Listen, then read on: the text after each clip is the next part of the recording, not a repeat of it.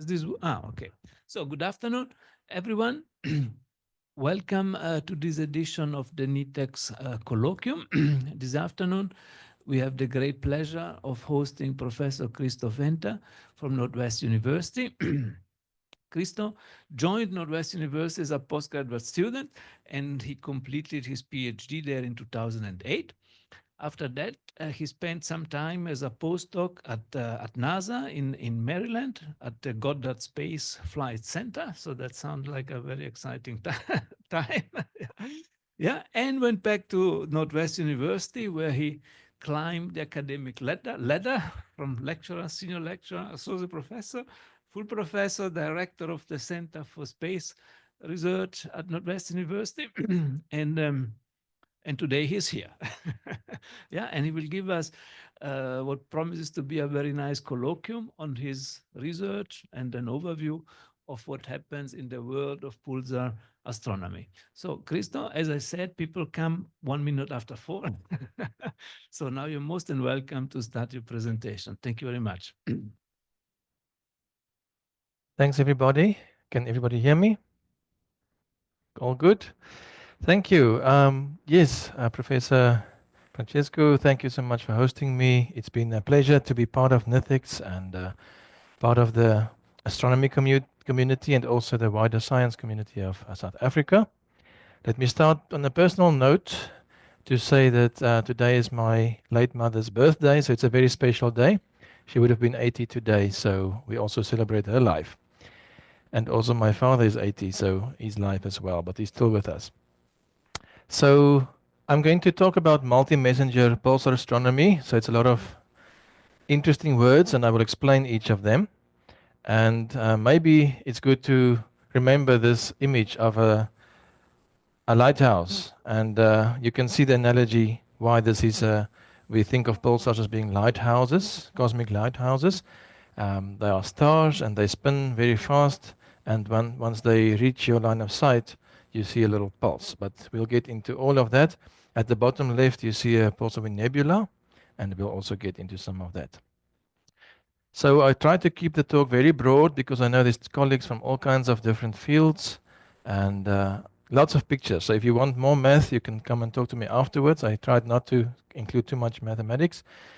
So I'm going to start off with a few definitions so that we are on the same page.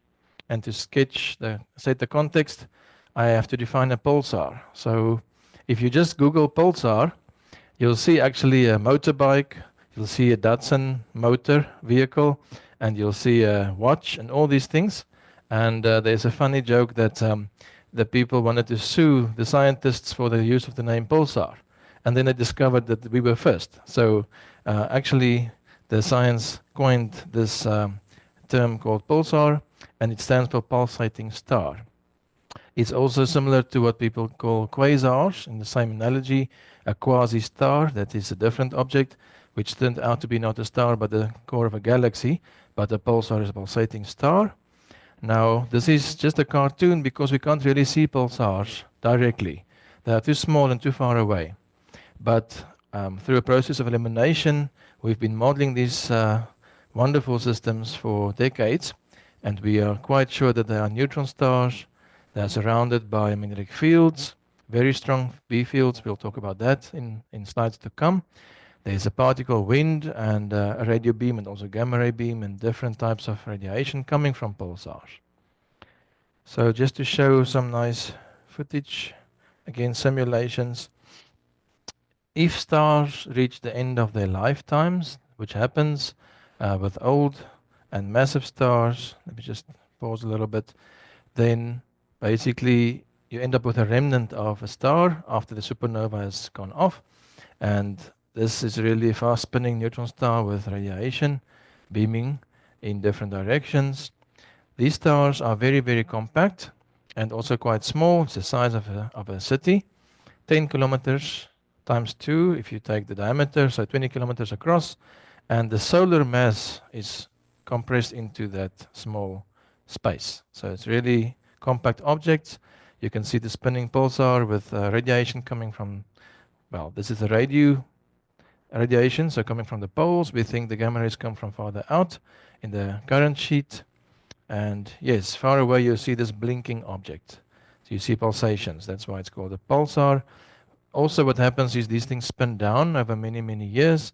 And then if they happen to get a companion, the pulsars are so compact and the gravity is so strong that they are eating the matter, and they're getting the matter and the angular momentum from the companion, and they are spun up again in the so-called recycling scenario. And you get your millisecond pulsars. They are spun up to very high or small periods, actually, fast periods. And that's what we see. So where do they come from? Well, that's the question of formation. But before we get to that, let's talk about the discovery of pulsars. There are some very nice talks by Dame Jocelyn Bell Burnell, and she's been all over talking about this. And in 1967, if you follow there, she actually saw these little dips, or actually this is upside down. So that's how this pen and paper was set up. But these are little pulses at regular intervals. And she saw this and she saw, but this is repeating. And she went through meters and meters of paper. And they built this, you can call it a telescope or installation, to study radio waves from space. And she noticed these little dips. And then she saw that these dips actually come along, they are aligned with the stellar time, not the Earth time. So first people thought these were terrestrial signals. But then they realized, no, it's stellar actually. It goes along with sidereal time, which is slightly different than just the usual 24-hour days that we have. So she told her supervisor, they calculated when they should rise again, and they went to a telescope, and they were off by 5 minutes. So they went there, they saw nothing, were very disappointed, and they were starting to walk out of the room when somebody shouted, no, it's there, it's there. So luckily it's only a 5-minute mistake and not a 25-minute mistake. We would have waited longer for pulsars to be discovered. Jokingly, they called this the LGM1, the little green man 1, and of course there was a second one, and then many, and today we have 3,500 that we've seen, and the theoreticians tell us that there are really tens of thousands in our galaxy and also in other galaxies. So this is a natural phenomenon. And there's another picture of her sitting at the telescope. Why are they spinning so fast? Well, typically you have a big massive star, and then if there's a collapse, when the internal energy is gone, the nuclear fusion stops, then you have the conservation of angular momentum, and so the angular speed is really much increased, and the radius is much smaller. So it's like an ice skater when they reduce their moment of inertia, in a sense, they get a huge spin. So this is similar to what happens to a pulsar. We also have the concept of a unipolar inductor. So you can actually simulate a pulsar in a sense by taking a rotating conductor or disk and placing this inside of a magnetic field. And when you rotate this, there's actually a potential difference being set up. You can do the math and you figure out that there's a current flowing just because of this motion. So there's a current that runs from the edge, center to the edge of the disk, because of the potential difference. Now, a pulsar is a spherical conductor, and it's actually carrying around a magnetic field, so it's not exactly the same, but similar, and it sets up an E field that you can calculate as Goldreich and Julian did in 1969, when it's surrounded by vacuum, and they showed that there's an E field being set up so strong that it pulls out charges from the stellar poles and creates a plasma that flows out. And this plasma of particles are accelerated and then they radiate. So that's basically what we see. These are very extreme objects. A sugar cube of neutron star stuff on the Earth would weigh as much as all of humanity. So that's really quite amazing. If you look at the magnetic field, they are between 10 to the 8 to 10 to the 16 times that of Earth. So really, really strong magnetic fields. The pulsar also is about 5 million times, 500,000 times the mass of the Earth. So that's quite a lot. It's a solar type of mass, and it's squashed into 10 kilometers. 10 kilometers. So it's really, really a compact business, and some people say that it's the most compact type of matter in the universe, the highest density. But also the moment of inertia is actually close to that of Earth. So these pulsars are so stable that people start to use them as clocks because they rival the best atomic clocks on Earth. And you can set up experiments, as we will speak about, that can use pulsars as timepieces and measure things. Now, just to show you this nice simulation by some colleagues that I work with at NASA. They created a PIC code, particle in cell. They set up the magnetic fields, and then basically they pull out charges, and you can see that you have electrons in the white and positrons in the red. So they go all different ways, and this is the magnetic field that's created or that's formed by these currents as well, and feedback that happens. And so these particles are accelerated, they move out and in and everywhere, and then they go into what we call the current sheet. Outside this dipolar structure, there's a current sheet. And so you model these things, and this is, in a sense, the best picture we have of them, because we see a lot of effects and we see a lot of signatures, but we cannot really see the pulsar. We have to model the pulsar, but we can test our models against data. Okay, so just to explain, I'm going to use some terms like light curves and spectra and so on. What are those things? So imagine you're a modeler, a mathematician or a computer scientist, and you have some kind of object. In our case, a pulsar, but it might be something else, and it's giving you radiation. Now, this radiation you have to somehow process. So what you can do is to place the photons in different little baskets. We call this binning. And so we have different dimensions. One is phase or time, cyclical time. We call it phase. That's the x-axis there. Then we have energy. So you have low energy photons, high energy photons, and in between. And then you also have the observer-dependent angle. So that is your observer angle or co-latitude as measured from the rotational axis. That's the zeta parameter. So when you model these things, you place everything into this data cube. And now you can make some cuts because you cannot observe this cube in nature. You can just observe slices of this cube. So for example, if you want to compare your model's spectrum with that what you measure, you make a cut in colatitude. Because we are a single observer, we sit at a single colatitude or zeta. And also at some phase or some phases that you have to integrate over. You can either average over phase or you can take some small band in phase. And then you get what we call a spectrum. Now, a spectrum is something like a probability density. And I just Googled this quickly, and I found in economy they also have these ideas, and of course in many other fields. But we will change this to the NDE and energy. So what this basically tells you is that you might have a lot of particles, dN, number of particles, per energy bin, dE, at low energies, and then this falls off. Now, typically we have power laws, which is the blue curve, but we typically also plot this on a log-log plot, and then it's a straight line. So this tells us something about the distribution of particles, or in this case photons, and it tells us something about the mechanisms that create the photons, because there's a lot of signatures that you can study in these spectra. Light curves, on the other hand, also are those data cubes that you'd make a cut along the colatitude or zeta, and then a cut along some energy, or you integrate over some small energy band. And what you get, in this case, again, you have the change of your favorite money-wise, let's say, what do you call these things? Stock versus time. But in our case, it's a flux versus time, or actually it's a flux versus phase, because this thing is repeating. So we coin the time to be, we define it to be between 0 and 1. And if you go to 1, you back at 0 again. It's like walking around a circle. And that's a cyclical time. Good. So this is a model we did a few years back. We applied this model from our colleagues as well. It's called the TCP or the TPC, the two-pole caustic model. And what this is showing is just a projection or a map of radiation across the sky.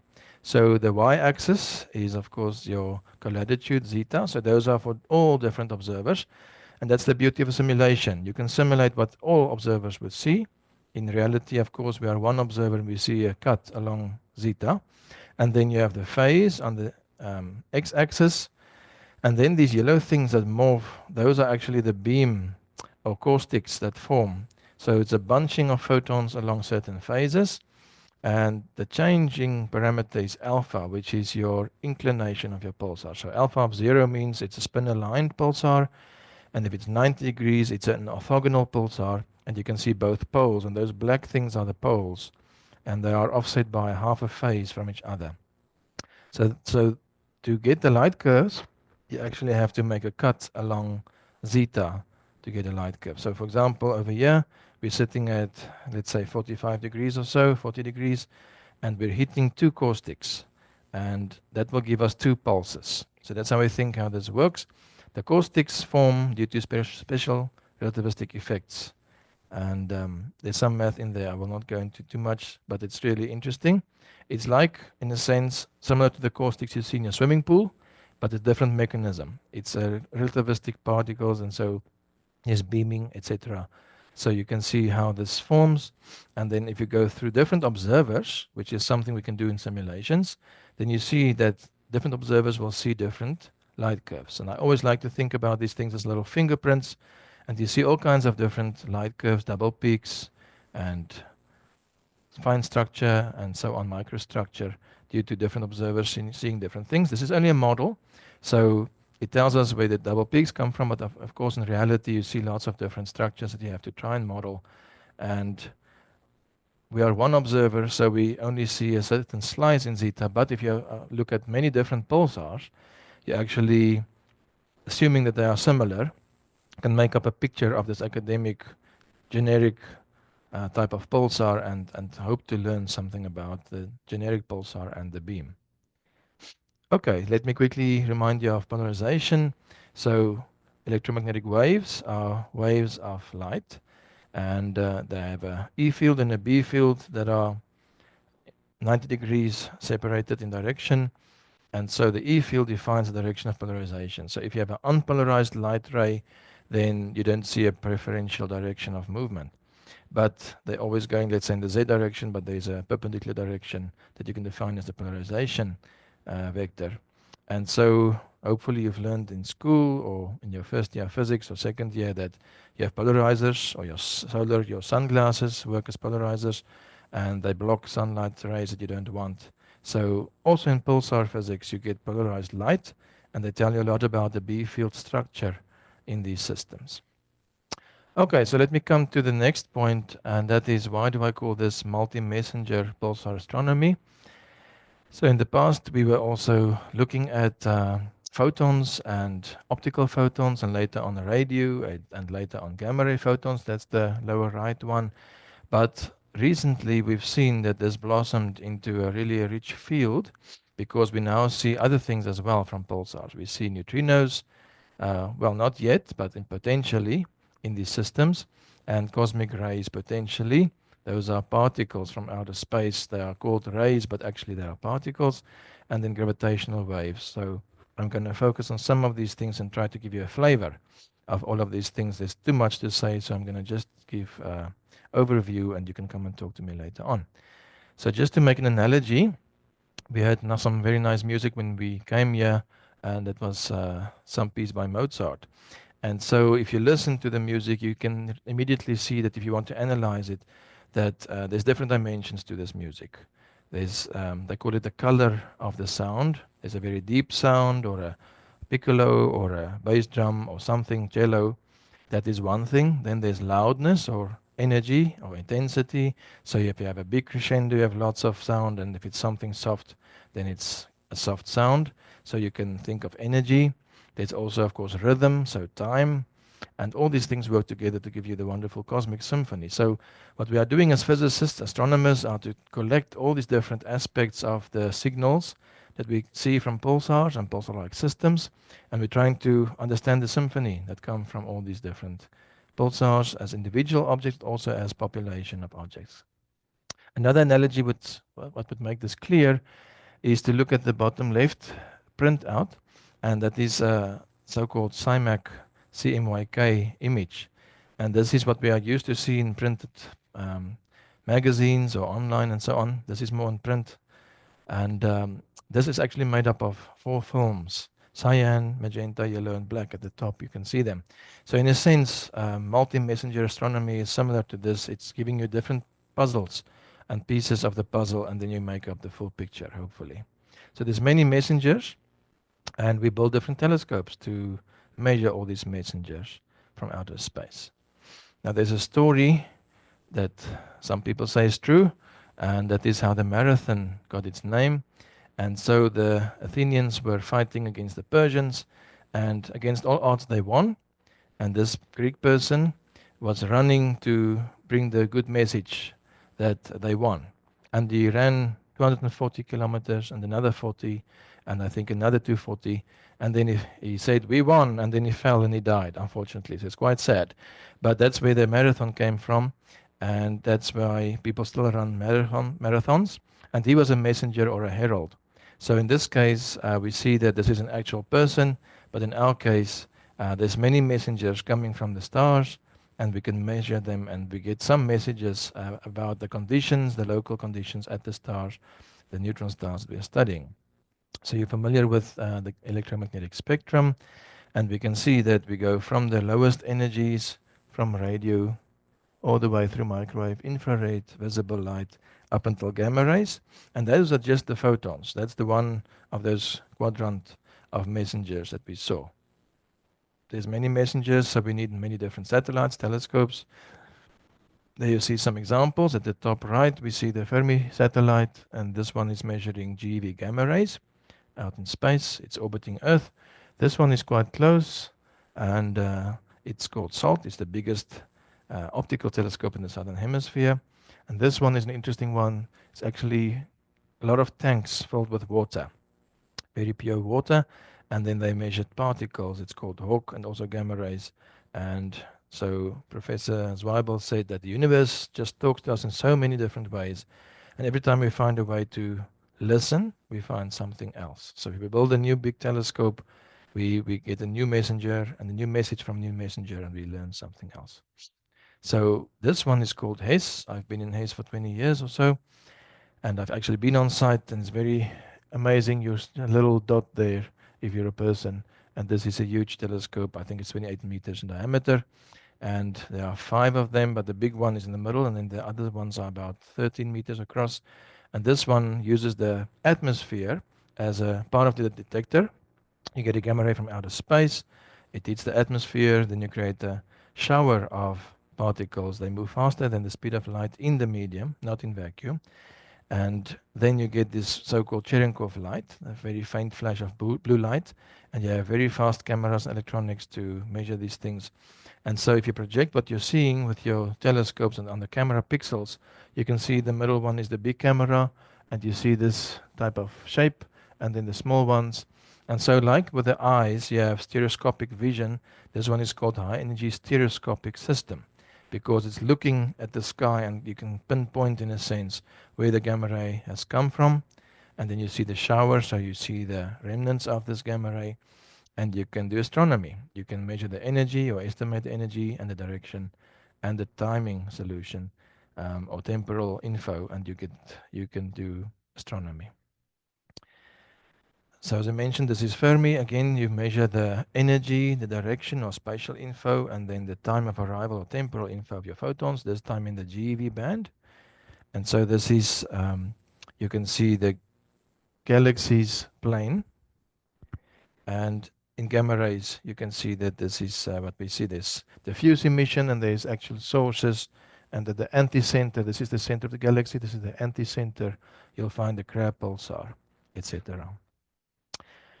Now those are photons. So we talked about gamma rays and X-rays and so on, but gravitational waves are those things when you have masses that are asymmetric and they spin around, or they like in the binary pulsar, we'll talk about that in a second, then, or 2 black holes might merge, for example, and you'll see you can use these pulsars as clocks. And what happens is, if there's a wave coming along, it stretches space-time or contracts it. And so this means if you have this pulsating source that's giving you very precise signals, and the intervening space is being stretched, it will take a bit longer, or maybe be quicker to reach the observer. So in this way, you can predict, as Ellingson Downs did, some kind of relation between the separation of pulsars and what you would be able to see. And we are actually close to measuring this with Meerkat and with others, IPTA, etc. So I think they're at the 4 sigma level. All the different PTAs, or pulsar timing arrays, as they are called, are measuring this and really hoping to see this as a way of measuring gravitational waves. Just an interesting number. If you think about galactic pulsars, they are a few kiloparsec away, which means that's 10 to the 24 centimeters. That's a 1 with 24 zeros. So far are these things, and they come and they tell us that they are beeping and blipping. So very, very interesting. So this is gravitational waves. That's the bottom left little corner there that we are talking about. So still on the topic of messengers and neutrinos. So people thought it would be a good idea to go and install this huge installation at the South Pole. Its volume is about 1 cube in kilometer. And it's using the ice as a detector as well. So if you have these neutrinos coming in, they again make a shower of secondary particles. And then you have these cameras, and they are actually measuring what's coming in. And you can again reconstruct the direction and energy of your neutrino. So this is the newcomer to the multi-messenger band. Just to mention the follow-up of Hess and others, there's MAGIC, there's Veritas, but now the new big one that's coming is called the Cherenkov Telescope Array. Cherenkov being the person's name that discovered this bluish light, the Cherenkov light. And so we expect this to be a tenfold increase in sensitivity compared to the current instruments. It will operate in the GeV to TeV band and improved angular resolution. And so we are also part of that. It's being constructed in the northern and southern hemisphere. The Square Kilometre Array is, of course, the follow-up to Meerkat and ASCAP in Australia. And so here we have Meerkat in the Northern Cape. 64 telescopes at the moment. They are expanding to 80, Meerkat Plus. And in the end, it will go all across Africa, and it will be 3,000 telescopes. So the most sensitive radio telescope in the world. It will be the largest one, and it's called a square kilometer because the surface area collectively will be about 1 square kilometer. So lots of things coming and happening. And so if you just look at the science case, which is already being updated, but in 2015 they published this, that you can use pulsars. You can use these telescopes to increase the number of pulsars tenfold and more. And you can use pulsars as tools to probe things like gravitational waves, and you can do population synthesis and study E fields, B fields, and the atmosphere, etc. So a lot of things you can do with pulsars. Let me quickly mention NICER. It's a telescope or satellite aboard it's an imaging instrument and timing instrument that's aboard the International Space Station. And the very interesting aim of this system was to measure the neutron star radius to within 5% accuracy. This is really low in astrophysical standards. We're usually happy with a factor 2 or so. So this is really low. And something that's very interesting is they actually also set out to demonstrate that you can implement a GPS-like technology, but not for travel on Earth surface, but for travel in the solar system. Using pulsars, you can actually let the spacecraft know where it is with respect to the planet, etc. And this was demonstrated to work. So very, very interesting. So let's go back to pulsars with all these definitions in mind. One can ask, what is inside a pulsar? Well, we don't know exactly because we haven't seen one, we haven't sliced one open. But there's a lot of theorists, and they work and they see what we call glitches when these things spin up and spin down, etc. So they can constrain their theories. There's also theories I will get to in a second that tells you the equation of state and how large these things might be and the pressure inside, etc. So you're actually applying nuclear and quantum mechanics, and then you see that the protons and electrons will fuse and you get neutrons. They combine, and this is the densest form of matter. And then you apply Pauli's exclusion principle, which gives you neutron degeneracy pressure that halts the ongoing gravitational collapse and makes this a stable star. And this is also a superfluid, something that does not have viscosity. and superconducting, so there's no resistance. So this is what you expect inside, and there's different layers. There's a crust of atomic nuclei and iron and so on. There's even an atmosphere and so on. So it's really a whole field of what's inside. Then pulsars have also been used to probe Einstein's general relativity in the strong field regime.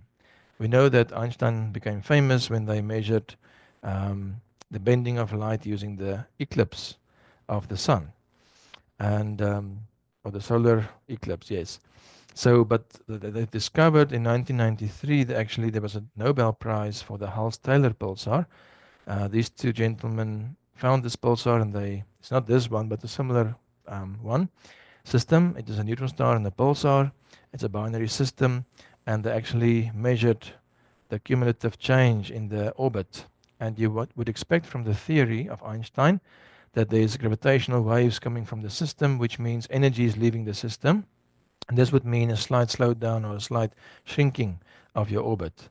And via indirect means, they have measured this. Now, a double pulsar system has been found, an eclipsing system, really a beautiful system. And they've seen the same effect. Kramer et al. Describes this in a review article, beautiful article. And if you look very closely, there's the theory, and it's almost a 20-year time span, and there's the data. And it's so close, so beautiful, that it's a major confirmation of GR, general relativity. They've also seen what we call Shapiro delay, which is when you have this changing space-time, then you see some excess delay in your photons coming and reaching you.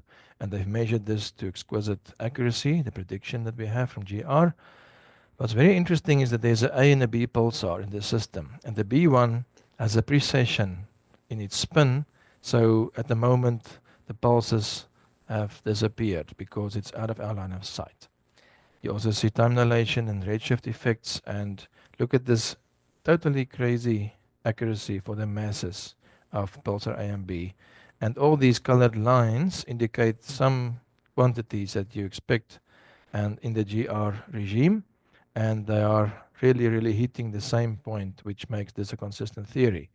And there's alternative theories like predicting alternative masses and so on, and other effects, and GR has come at the top every time. And so this is another example of gravitational waves, or gravity theory actually, that you see from this system. Now, I told you about the inside a little bit, and what people study, they call the equation of state. Now think of your high school, and we've learned that PV equals nRT. So it tells you about gases, and it tells you about what's going on with an ideal gas. And so in pulsar science, we have a relation between pressure and density, or people prefer to use mass and radius. So you can see on this right-hand side that there's many models. This is the radius, this is the mass. And so if we can find pulsars that are very massive, we can start ruling out some of these models that don't predict such massive objects. So that's also an ongoing field of research. Another thing to do is to probe the equation of state using NICER. Well, this is actually more probing the magnetic field, the multipolar structure.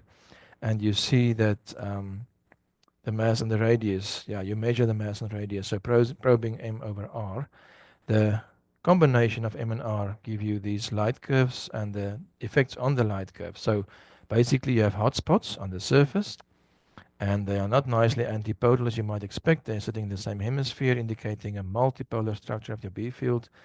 And basically, if you model this very carefully, you can get a feeling for the mass and the radius of the system. And if you combine this with gravitational wave measurements, it's even more constrained. And you see there's the canonical mass of 1.4 solar masses and about 12 kilometers. So really interesting things. So what's on the outside? Well, magnetic fields, but they are not just simple dipoles like the Earth's, which probably is also not a simple dipole, but mostly dipolar. But these ones are multipolar B fields, and you can see a little simulation there. So you can model from the hotspots your X-rays that you expect, and you get many solutions. But if you add gamma ray data, you can start constraining the B field even better. So in the modeling scheme of things, We started in the 50s with a vacuum retarded dipole. That is a star with a B field rotating in a vacuum.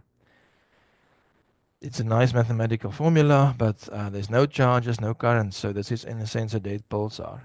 If you then go to the other end of the spectrum where you fill this with plasma, it's wonderful again. You have a beautiful mathematical construct, but there's no particle acceleration happening. So in reality, we have something in between, and you can see it's rather recent in the field that they've started to do non-ideal MHD, and there you have charges, currents, acceleration. And so this is the type of thing we do to probe these things. Let me show you some pictures of light curves. If you study the energy-dependent light curves, for example, of the Vela pulsar, you can learn a lot. This is the spectrum, F nu versus nu. You have radio photons, you have infrared, X-rays, optical, soft gamma rays, hard gamma rays, and now you'll see in a moment even TV gamma rays coming from this object. And if you follow the different energy ranges, optical, X-rays, and gamma rays, you see that there's a whole change in the shape of the light curve. And this is with the GeV data, and they can see a lot of interesting details. For example, this is the so-called P1, P2, and the little bump is called P3. And this P3 is moving to the right with energy as you go up in energy. And you can see the exquisite detail that we can measure this now with Fermi, with a lot of photons we see. So you can study this, and there's the radio light curve, and there's the gamma ray light curve. So as I mentioned, Hess saw recently a new component popping up, quite unexpected, and it's looking like this. It's very different and distinct from the one between lab and no from Fermi days. And you can see that it's at the right position, and the peak 2 survives, but not peak 1. So really interesting physics, what's going on there. We believe it's inverse Compton. And this is from a science paper that Hess wrote, and there's different models. I will not go into the details now, but we are thinking that nowadays, the thinking is that it's out in the current sheet that these gamma rays are produced, and not so much more in the inner regions of the magnetosphere. So we've done some modeling, and you have lots of different spectral components, different particles, different mechanisms, and you try to fit and learn something from this pulsar. So you can also see it's not an exact correspondence, but at least there's some double peak, and then you have the two peaks, and then you see that the first one is disappearing. So at least the models are picking up something, but we're still working to improve them and understand this whole scenario better. So this is called the P1 over P2 versus energy effect, because the peak 1 disappears with energy versus peak 2. And in our model, we found that if you plot the two spectra of peak 1 and versus peak 2, peak 1 is the blue one and peak 2 is the red one, then there's a cutoff in the blue one that is slightly smaller. So if you go up in energy, the one component dies out and the other one stays, and that's why the second peak is remaining. There's other ideas in other models, but this is what we found. And so, yes, photons. Then you can also do polarization modeling, and this is not really a pulsar, but it's a white dwarf that acts like a pulsar. So it's called a white dwarf pulsar. And my student who just graduated, or he will graduate in June, he did this wonderful model where we have applied a pulsar model, the rotating vector model, that comes from the late 60s. And it still fits the data quite well. So it tells us about the dipolar structure, and you can infer the geometric angles from the system. So polarization. There's a whole population of pulsars. If you plot the P and the P dot, that is the period, and the P dot is just the time derivative thereof. These things are spinning down. So you can see how they slow, and then you have your canonical population, you have your old ones over there, and you can study this via population synthesis, and you try to do this, and some of our colleagues discovered that there's competing models. One invokes synchrotron, one invokes curvature radiation to give you the gamma rays. If you do curvature, you can just by hand create this beautiful expression, and this is your gamma ray luminosity versus your cutoff energy of the spectrum, the B field, and the spin down luminosity. And these are predictions, and they've measured this to be quite consistent, and you can draw what you call a fundamental plane where you draw this, and there's some scatter of course, but it's really amazing that you can predict this and then find this in the data. There's what we call the 3PC, the third pulsar catalog. They have all kinds of trends here that I will not go into now, but for example, this one is interesting. If you get to the older pulsars lying at lower E dot, they are more efficient radiators than the young ones. And you have to explain this. That's for the theorists to do. And then there's a so-called delta-delta relation. We define the radio peak to be at 0 phase, and then the gamma ray starts at small delta, and then the interspacing is big delta. And in this model, you can do different modelings and scenarios, and you find that in this model, you can actually reproduce the black points, the data, using different inclination angles, and you really see delta-delta. So that's another confirmation of the generic geometry of the pulsars. Let me in the last few minutes just move to other pulsar-like systems.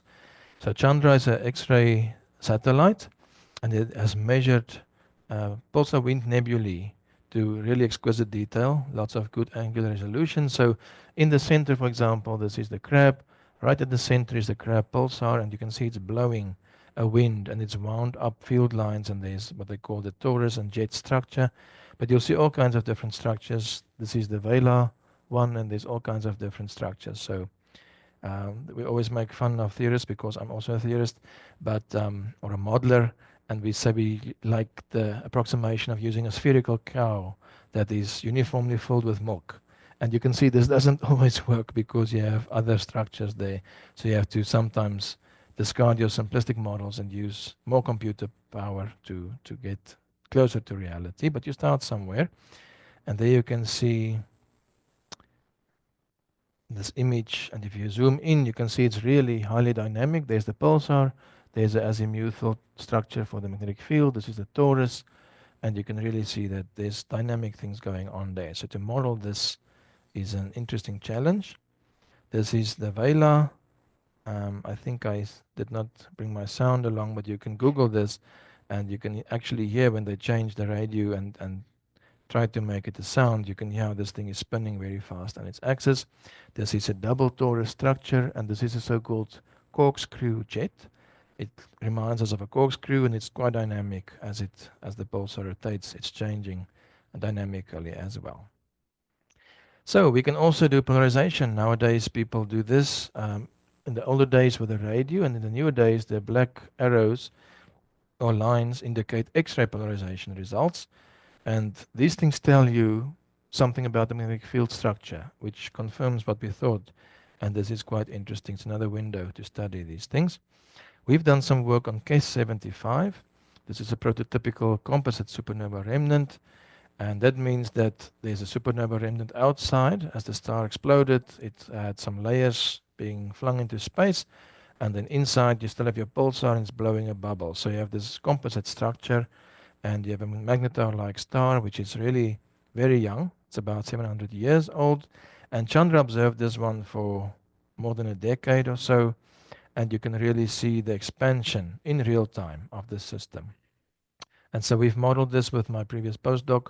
So you can see the spectral results, and forget about the yellow ones. This is the pulsar, but the PWN, the wind nebula, we can model this as a broadband spectrum in all the different wave bands. And we get a reasonable fit. Remember I told you that the factor 2 is quite okay for astrophysics. So this is a factor 2 in flux. We still try to improve, but this is okay. Flux versus time. And there's the expansion rate versus epoch or time. And again, we are within a factor 1.5 or 2. And then there's the photon index. It's the slope of this red line as a function not of energy but of radius in this case. And this tells you also a function of time and a function of radius. It tells you how cooling happens, because as you move out and the particles are cooling, you get a softer index or a larger number here. And lastly, you get the surface brightness. So it's as you go away from the central source, you actually see how the flux drops. So in a sense, we are modeling different dimensions of the system, energy, space, and time. And we are learning a lot as we go along. Okay, did we quickly mention bevatrons? So I told you that visible light, the energy of a visible photon is close to 1 electron volt, 1 eV. If you times 1,000, you go to keV, that's X-rays. Times 1,000, you go to MeV, mega electron volt, that's soft gamma rays. Times another 1,000, that is GeVs. And then another one is TeVs, and now this is another 3,000. So this is 10 to the 15 electron volt. These are really, really energetic photons. So they imply that you have really energetic particles giving you the photons. And so the LASO people discovered a dozen or so galactic sources, going up to almost 1 PeV, the elusive Pevatron class. So there's a picture of LASO, and they have all these water Cherenkov telescopes there, all set up. So there's lots of models, but this one shows that you can actually invoke both leptons and hadrons. Leptons are things like electrons, positrons. Hadrons are things like protons, and they give you gamma rays when they interact with each other. And so this hardening, some people don't believe there's a hardening yet because of the error bars, but okay, we can discuss. But these guys model this invoking a hadronic component. And basically, if you have hadrons and they collide, you can get gamma rays and you can get neutrinos. So hopefully, one day we'll see neutrinos from the Crab pulsar. And that would be very interesting as well. Okay, almost there. Spider binaries. If you think about the black widow spider in nature, they say, legend has it, it sometimes happens that the female mates with the male and then eats him up. And so this happens in a star when you have a pulsar, and it's really like a blowtorch hitting the companion and heating it, and then it's initiating a wind from the companion, and the two winds collide, and you have an intrabinary shock. As we also see with PIC simulations, the shock is set up, and then you have particle acceleration along the shock. And we've done some models here. We have different shock structures. Because we don't know this, we have to infer this. And then this is really dependent on the observer. So all these colors tell you different shock structures. And you can see there's a whole range of predictions, and you can start measuring these things. And then you also can predict the light curves, as we've seen with X-ray telescopes, for example, and fit them with either our model or another geometric model, as we've done here. And you see that you can really use the data to try and probe the geometry of the system. You can also, as some people have started thinking about doing, invoke a magnetic field structure. In this case, it's along the shock. In this case, it's cylindrical. And you can then predict three things. You can predict the light curve again, flux versus time or phase, and then you can also predict polarization degree, and you can predict the polarization angle. And these things are starting to get measured by IXPE, so this is really interesting things to do. You can also study radio eclipses. We are trying to do this with Meerkat. We have a new project, and you can see basically that the companion, when it's in front of the pulsar, it will occult the radiation from the pulsar, so you get these eclipses, and they vary on day scales, and also they vary with frequency. So because if you measure this dip that you see over here as a function of frequency, so this width of the eclipse changes, and the higher in frequency you go, the smaller the window becomes for the eclipse. And this is because the higher energy photons can penetrate all the material that's intervening, and then they can actually reach us. So I think this is lastly some more particles. So if you model the galaxy, and there's the magnetic field of the galaxy and the background radiation of the galaxy, then what we see, we actually measure these things. In the past, people thought that this is what the spectrum would look like, the green one. And then they measure the so-called positron excess. You can see that there's a raise or a rising excess with energy of positrons. And the question is, where does this come from? Sorry. And a lot of people said, oh, maybe this is a signal of dark matter. Particle annihilation can give you positrons. But then some other people said, hang on, we have pulsars and they are positron factories. So we've modeled this, and you can see that for different scenarios, you can at least make quite a big contribution to this excess. Just 2 words on machine learning. People have looked at the pulsar population, and then they defined a metric and to characterize so-called pulsar nearness in terms of their characteristic signatures or properties, and then they define these branches. And what's very interesting is that people go and look, if you have found a lot of pulsars over here with PWN surrounding them, and you pick a few more, then you can look for them and you find PWN. So this is a way of directing the observers towards interesting systems. Also, neural networks have been used to help us with simulations. So if you have multipolar fields, they are really, really computationally expensive to calculate. But if you have an emulator, you can have a speed up in certain cases of hundreds of times, and now suddenly you can explore parameter space. The red is the actual model, and the blue one, I think, is this prediction of your neural network. So this really is changing the field as well. So let me conclude to say that pulsars are really hugely interesting objects, and they probe fundamental physics under extreme conditions. We cannot reproduce these conditions on Earth. Very high magnetic fields, very high gravity, quantum effects, etc. They give us all kinds of multi-messengers. We see gravitational waves indirectly. We see particles, probably cosmic rays. We see photons, definitely, and neutrinos maybe one day in some of these systems. And there's lots of new telescopes coming, so lots of new discoveries. So also now with the machine learning or with other things, we are building new algorithms, new techniques, new models to really just discover more of nature. Thank you very much.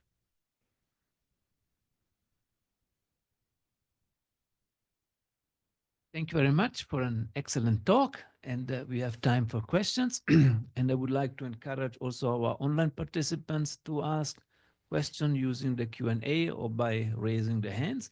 But maybe let's start with questions in the physical audience. Any volunteers? And Donovan is roaming with the microphone. Please, here we go. And then at the back. Thanks for the nice talk. I'm interested in the bit about the magnetic white dwarfs that sort of look like pulsars. You and your student modeled the rotating vector model quite well. I've seen this recent study that shows pulsar emissions aren't maybe as regular as we once thought. I know millisecond pulsars especially are very regular, but do magnetic white dwarfs represent or recreate that model maybe very regularly as well? Is it a feature of magnetic white dwarfs that it's a regular polarization or timing emission over time? Okay, so first off, I have to say that there's only 2 known systems. Sure. So it's only a handful, and we would like to find more of them. It's called pulsar-like because we know of many white dwarfs and they have radio emission, but these ones, they have a spin period, and this one in particular, it's about 2 minutes, so it's a slow pulsar, but it's spinning down, and that's the key. So there's a p dot. In other systems, you see accretion or you see something else. So since it's spinning down, people thought, yeah, rotation-powered pulsar. So that's the link. And as far as I know, I've seen the pulses and they are very regular. You can see the beat period between the 2 stars. You can also measure the period. So we definitely see this, and they have beautiful polarization measurements, not in the radio, but in the optical that we've modeled. And they have then done follow up in the radio as well. And now they've discovered another one. But that one, I think, has a bit more accretion in the system. So it's not so clean, not so pretty, but very interesting nonetheless. Sure, thank you. Thanks. The question at the very back, and then Donovan in front.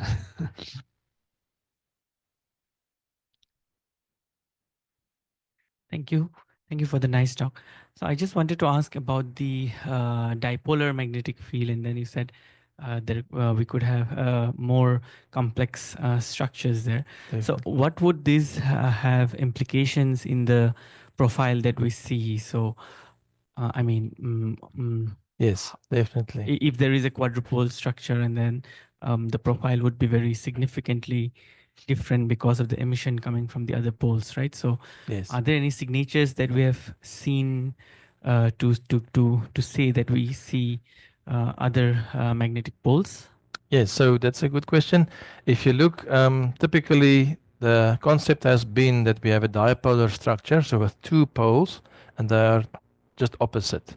And of course, you can simulate this and you can make predictions. But then people modeled these light curves from the X-rays, and they came to the conclusion that the hotspots are the so-called polar caps. They sit in the same hemisphere and they have very different shapes than what you would have expected. So this is starting to tell us that there's multipolar components. These things are dominant near the star, so they influence the radio and the X-rays, but then they die out quickly, because the dipolar content of the B field, it dies like 1 over r to the third, and then the next one is 1 over r to the fourth, etc. So they die out quickly, and then you have a dipolar dominance of the B field farther out, and this creates the gamma rays, we believe. So if you add all these different data, you can start constraining the magnetosphere.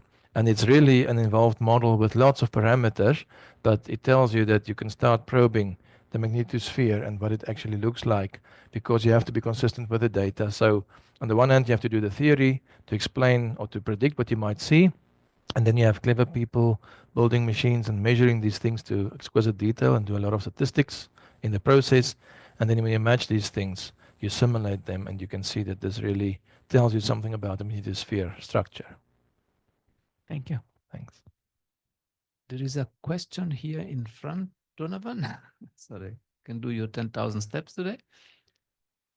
Here we go. Martin, please. Hi. Hello. Thanks for a really nice talk. Thank you. Well, I guess it's related to some of the previous questions. But you mentioned some models where there's just a dipole rotating, but you also mentioned the paper, I guess very old paper by Goldreich and Julian, which I read it quite a while ago. And if I understand it correctly, the argument is that you have a magnetic field and you have the rotation, and the axes don't necessarily align. And that creates an electric field so strong that it's sort of sufficient to create its own atmosphere and pull, charged particles off the surface of the neutron star. So the atmosphere, if it's not there, it sort of creates itself. So what is sort of the modern, in a simple way, can you explain what the atmosphere is like? Do those three parameters, the rotation, the magnetic field, and the angle between them sort of suffice to define what happens close to the neutron star? Okay, so how does that work? that's really a good question. There's a whole industry since the 1960s to explain this. So Goldreich and Julian were very forward thinking, in the sense they were kind of saying that this is existence proof that you have a plasma filled magnetosphere. Not so much an atmosphere, which is something else close to the star, but a filled magnetosphere filled with particles.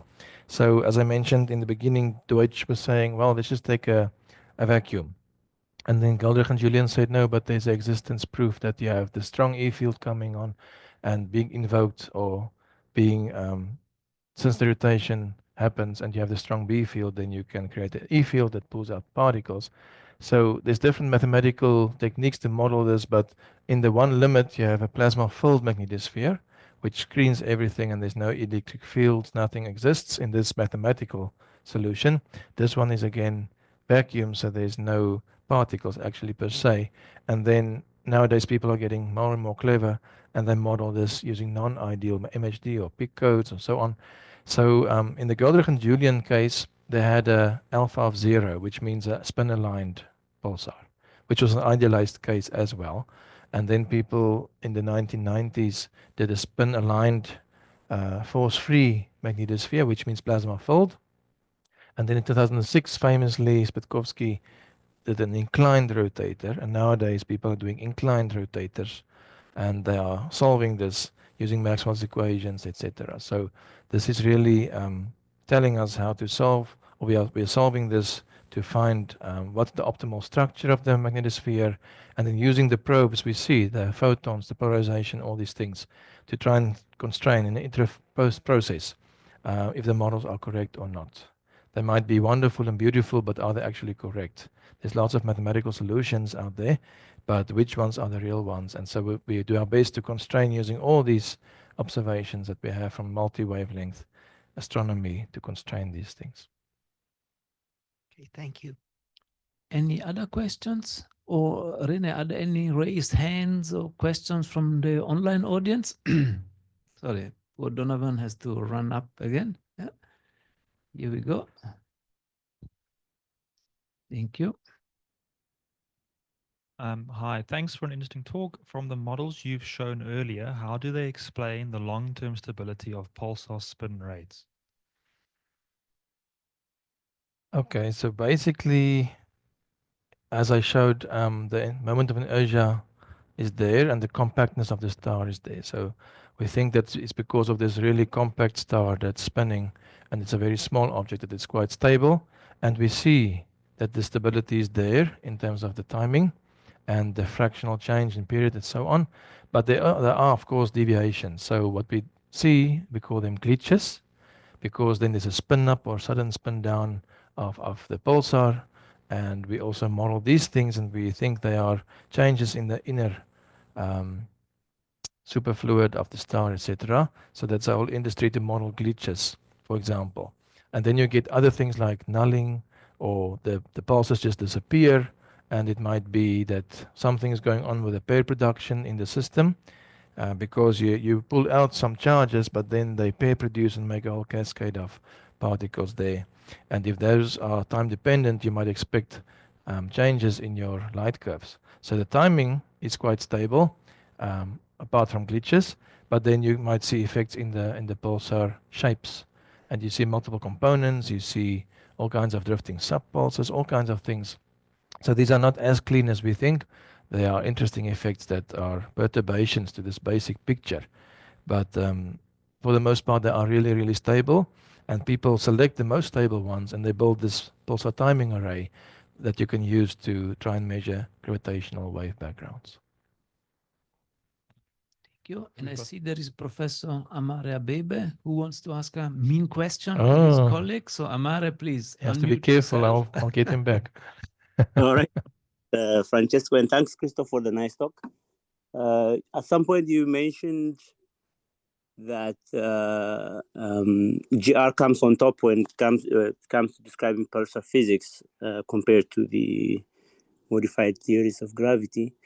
Yes, these modifications were introduced to deal with cosmological issues, not necessarily to describe pulsar physics, but the thing is, they are designed in such a way that they reduce to GR on strong gravity regimes.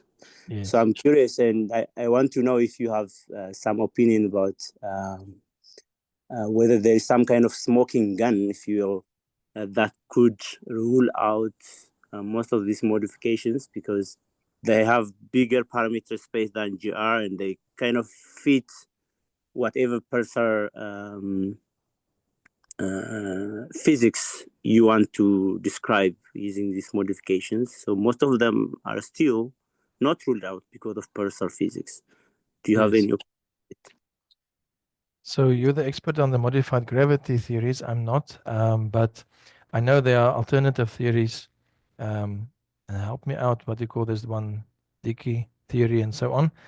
Yeah, The little I know is the following: that people have been using the double pulsar system to look for these effects that are predicted by GR, and they see them, they measure them. So in the PNN framework, the post-Keplerian framework, they actually measure these post-Keplerian parameters, and then what's very interesting is that they actually plot all these different constraints from GR, and they find that they meet in one point. So in this sense, I think people are happy to say that GR works.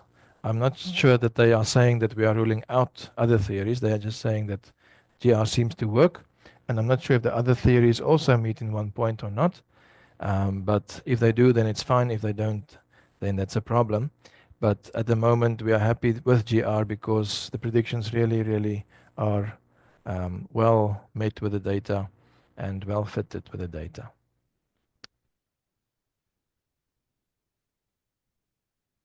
In cosmology, it's a different story. And we are using pulsars as probes of cosmology, and of course that is a bit of a different thing. But again, the gravitational wave measurements at the moment, it seems like GR is consistent with all of that. So the smoking gun, that's an interesting question. I have been to conferences where people ask this question, what more should we do? Because we're just confirming GR, and I'm not totally sure what to tell you. If a clever person comes up with a test that is really indicative of a new theory, that would be interesting. So I'm not aware of one, but all I can say is it's consistent with GR for the moment. That's my safe answer. Excellent. There's a question. Maybe let's do the questions online and then we go back to Amslin. Donovan, please. Okay, we've got at least 2 more. Okay. As I understand, the high energy photons are the result of the electric field. In my mind, the only way to get photons with that high energy is in super radiant scattering. What would be the method of creating that high energy photons? Is this specifically towards the PeV gamma photons?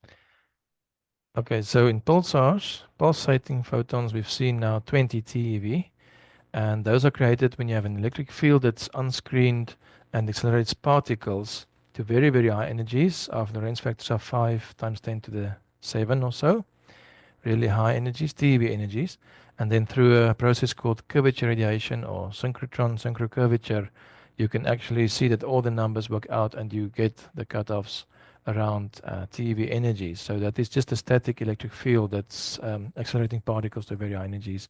And then they radiate because they are moving or constrained to move along curved field lines, or they're moving inside magnetic field lines, and then you get this type of radiation. In the PeV case, that's more of the possibly nebula case. So it's still a bit of a black box what acceleration mechanisms are operating there. But we do see very high energy emission from there in the TeV range and now close to PeV. So people are wondering, we are at the limit, we are pushing the limits of what the mechanisms might be, but we think it's inverse Compton is the mechanism. So you have very highly accelerated particles that hit photons, and then you get, you hit the background photons, the soft photons, and then you get the high energy gamma ray photons. Or if you have not just leptons, but hadrons, as we said, you get a different mechanism where they collide and you get pi zero and decay, etc. So, but what exactly is the acceleration? That's also been under investigation for a long time. People are still thinking about this, and they see flaring effects and so on. So it's not a clear-cut thing. It's more of a description of what we see is the effect of the acceleration than to say what exactly is happening. There's 1 or 2 very difficult papers that address this, maybe more. But yeah, that's more technical. But we kind of describe what we see in a sense parametrically, which is not always the optimal thing, but it's a start. And then there's 1 more. Okay. Thank you for the nice presentation. My question is, how pulsars emit across the spectrum, especially through radio and optical processes? Let me see if I can find that broadband spectrum of Vela. So that's what we are trying to figure out as well. And you will see that there's no radio emission on this plot. We cut it off there. There's all kinds of different particle populations. There's what we call primaries and secondaries and tertiaries and so on. These are kind of models. We can't tell you that we've measured this. We kind of just measure the effect. And then we invoke different processes that we think might operate. For example, synchrotron emission by secondaries. This is the synchrocurvature of primaries. This is the inverse Compton of primaries that scatter the secondaries, the photons, and this is SSC. And so all kinds of different mechanisms, inverse Compton, synchrotron, synchrocurvature, and different particle populations. So it's a model, but it seems to fit, and then the light curves also fit. So the best you can do is to try and invoke different components and then test them and see if it works. And so people are always trying to come up with new mechanisms, new geometries, new effects to see if they actually can reproduce the data or not. And we have one last question from the audience here in Stellenbosch. Please, Anslin. Thanks for a great talk, Christo. Thanks. I'd just like to go back to that question on modified gravity and how studies of pulsar can test alternative theories of gravity. Right. the double pulsar observations have in fact eliminated TEVES, which is the tensor vector scalar theory of gravity. Yes. So it's not just that we've really tested GR very well, but some alternative theories have already been falsified. So this is fantastic. Perfect. Yeah. So was that in the sense that you don't find this lines following or hitting the same point in that's it. space? Right. Yeah. Exactly. Yeah. Thanks for confirming that. I wasn't totally sure, but Okay, then on that this note, I think we need to thank one more time our speaker, Professor Venter. Thank you so much for an excellent talk. thank you. And as a little sign of our appreciation, I want to give you a magazine that NITheCS publishes. Thank you. So Thank you so have much. something to read on the plane on the way Definitely. back home. Thank you very much. And I think Donovan